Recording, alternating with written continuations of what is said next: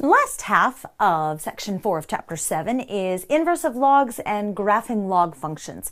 It's not much more difficult. It's mostly just complex. So it causes you to stop and think. So hang with me. Here we go. All right. The first few types of problems we're going to do are these. And once I show you one or two of them, you'll see what the trick is. So here we've got 10 to the log of 4. And now what you're going to do is if you say, well, this is equal to x, that's what we're trying to find out. It's equal to what? So if you set that up, okay, so the base is 10. So if you undo that and say, well, log base 10 of x equals your exponent. So you remember that's how we came up with the parts. So the 10 is your base. And so that's where in the log annotation, that's where the base goes. And your answer is what that log is. And then the answer to the log is your exponent. All right, you remember where those parts came from? If you don't, back up to the past lesson and remember. Okay, so what we've got is log base 10 of x is going to equal log of 4. Now, if you don't have the base mentioned, then that means it's base 10. So if log 10 of x equals a log 10 of 4, well, x must equal 4. All right. So now the shortcut is this. If your base is the same as the base of your log, if you've got 10 log 10 of 4, then your answer is going to be that log up there. All right. Let's see what this one is. Okay. So here, once again, natural log of 9 is going to equal x. So let's say the log base e, which remember is the natural log of x, equals your exponent. And log base e is the same as natural log. So natural log of x equals natural log of 9. So x must equal 9, which is the same thing because e is your base and your base of this natural log is e. So you've got an e here and an e here, and so 9 must be x. All right? Woo. Here we go. So now let's do this one. Let's go the opposite way. So log base 3 of 27x equals what? You want to know, well, what that is. Okay, so here's what we're going to do. And we're using inverse. We're kind of undoing. We're using the opposite of each of the logs in order to find out, well, what is our unknown? Okay, so here we go. We've got the log. So now we want to put it into the base format. So your base is 3. Your exponent is x. And that equals the log, which is 27x. Or 27 to the x power. Now, the only problem with this is, well, now you've got x's, you've got different bases. If you can make your bases the same, 27 is 3 to the third power, right? So if you say 27 is 3 to the 3x power, 27 is 3 to the third power, and so 27, 3 to the third power times x, so 3x is going to be 3 to the x.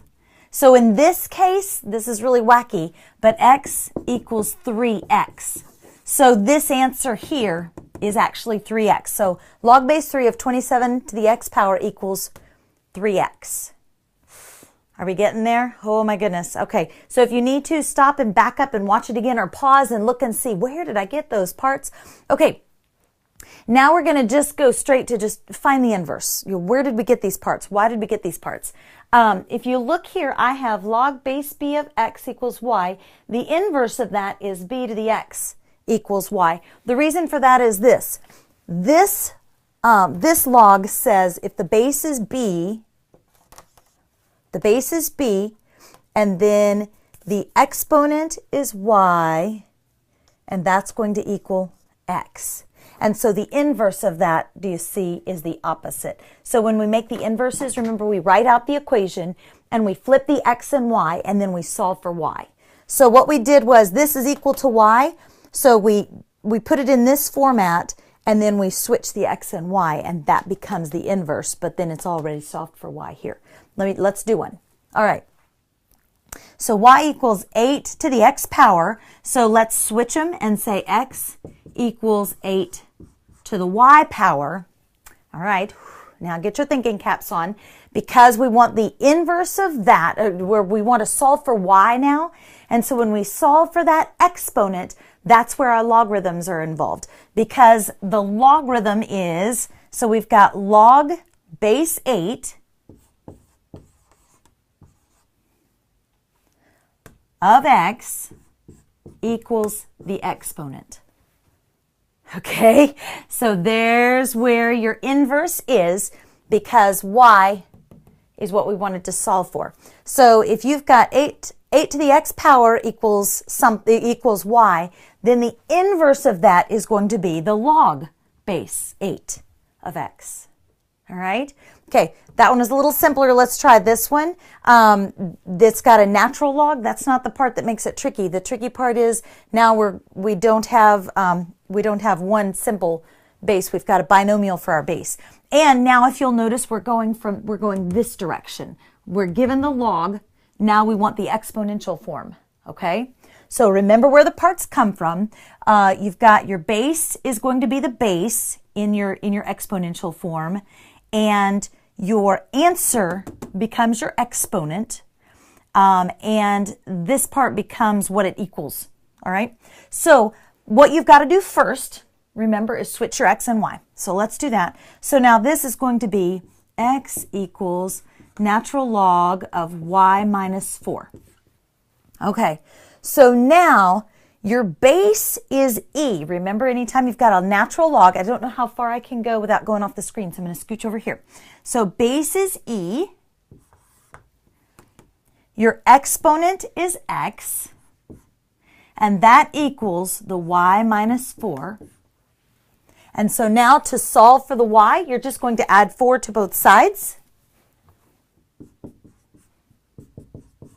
So your y equals e to the x plus 4. All right?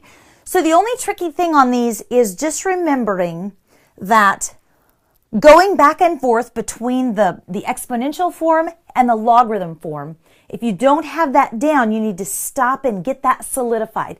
Because in the log form, where the parts are coming from is log base. The littlest becomes actually the biggest.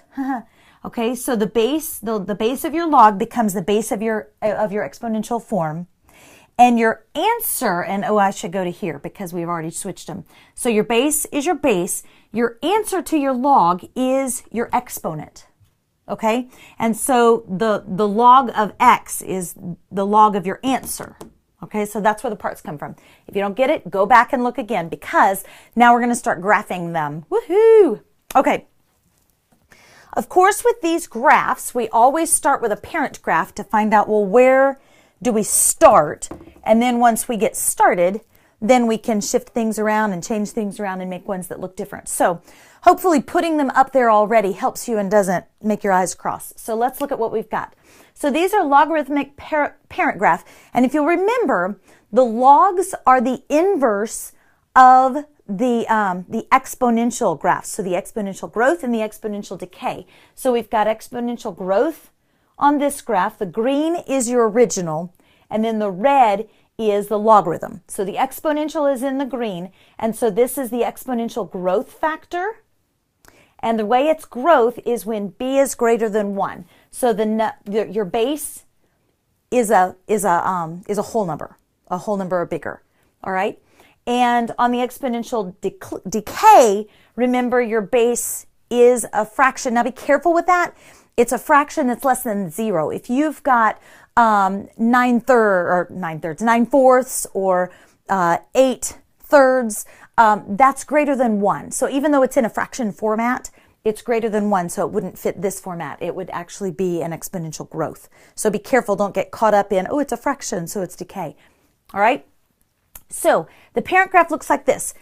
The exponential growth factor goes up, and so remember, when we're doing inverse functions, we're going to reflect it over that the diagonal line of x equals y.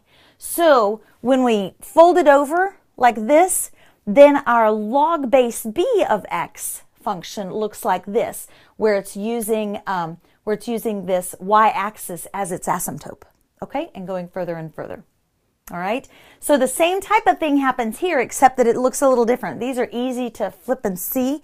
These are, for me anyway, are a little bit trickier because they crisscross instead of being an easy flip. So here's what happens. With the exponential decay, it actually crosses that line that we're going to reflect. And so when you do the log function, the asymptote is now still the y-axis, but it's going upward this way, and then it's going to swoop outward to the right. All right, let's do some of them. All right, here's what we're going to do. And, you know, we'll just do it on here. So what we'll do with these, you really are going to have to just pick 2 or 3 points. If you've got the general shape in your mind, you can pick points that will work best. So what I do for these, you can do them if you can easily see, oh, the log of this. For some reason, for me, seeing it in the log format is a little more difficult. So what I do is in my brain, or even on my paper, I switch this over real quick and I say this is base 2 to the y equals x. Okay? And so in this case, it's actually sometimes easier to put in a y and get an x out instead of what we usually do is put in the x and get a y out. So what we're going to do is this. We do want the x to be 0, and if x is, no. We want the y to be, sorry, here we go. So we're going to put, here, let's do, so x and y, make your chart. And so if we put in 0, for our y, now it's tricky. Usually we put in an x. So you're going to pick your y simply because you're dealing with exponents. Okay, so you want 0 for your y. So anything to the 0 power is 1. And now the point you're going to pick. Now remember that this is because your base is a whole number. You're going to have one of these. So you're going to get closer and closer to your y-axis, so you actually want to get larger and larger. So what you're going to do is, well, let's pick one. If you square this,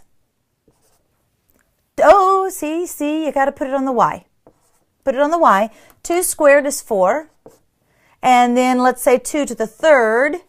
2 to the third is 8. All right? And so let's see if that does what we were hoping it would do.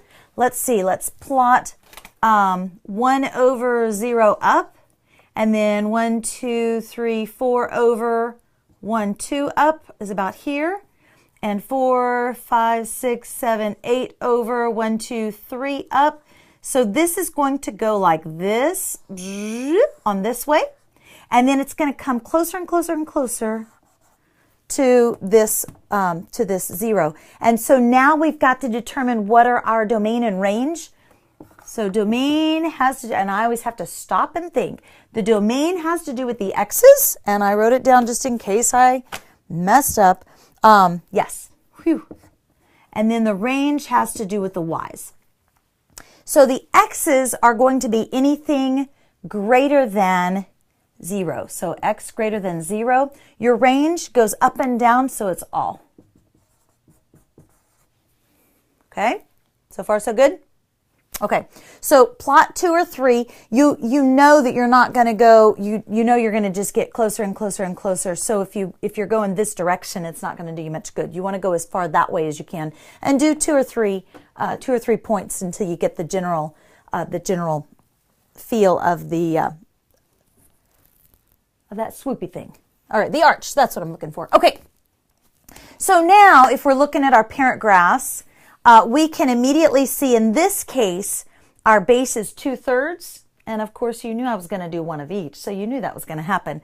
Your base is 2/3. So your base is between 0 and 1. So we can expect the asymptote to be at the y-axis going upward instead of down, and then going to the right. So we want our swoop to swoop this way. So it's going to do something like this. Let's see exactly where it goes. And so here again, I like to set up, we've got 2/3 as our base, 2/3 to the y power equals x.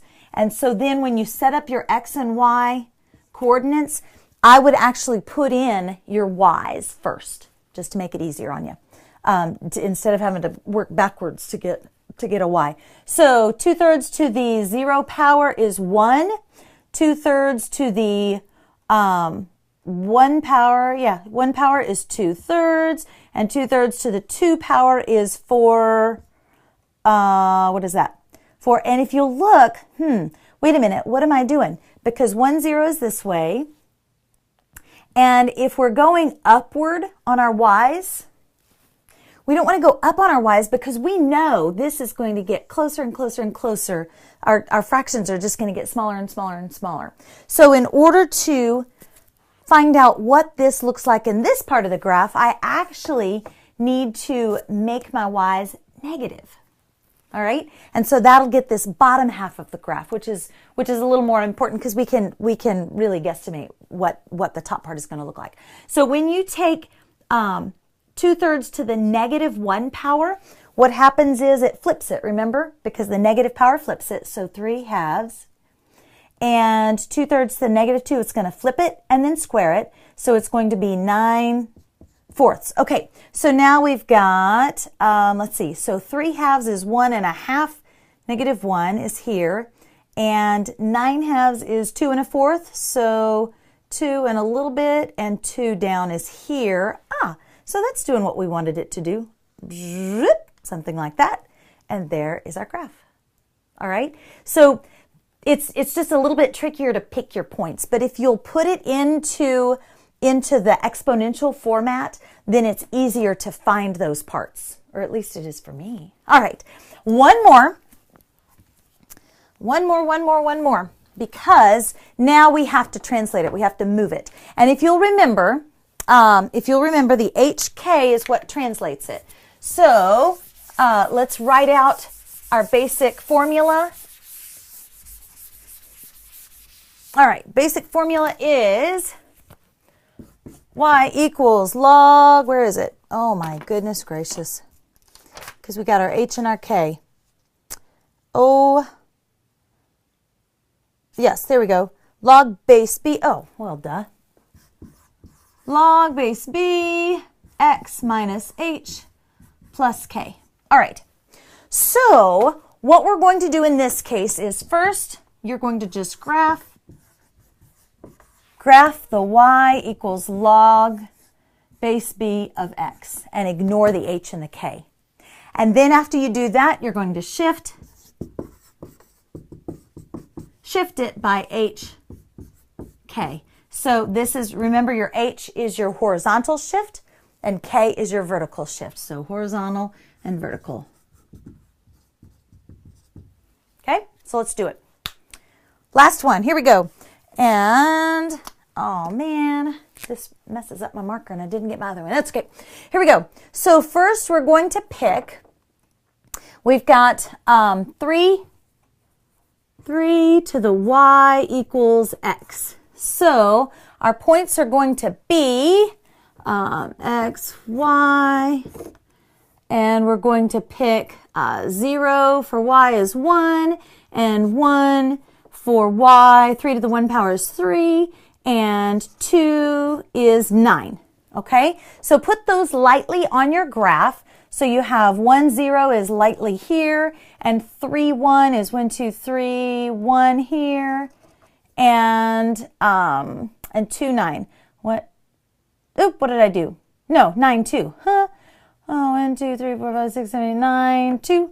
So is here. So this one, remember, is going to come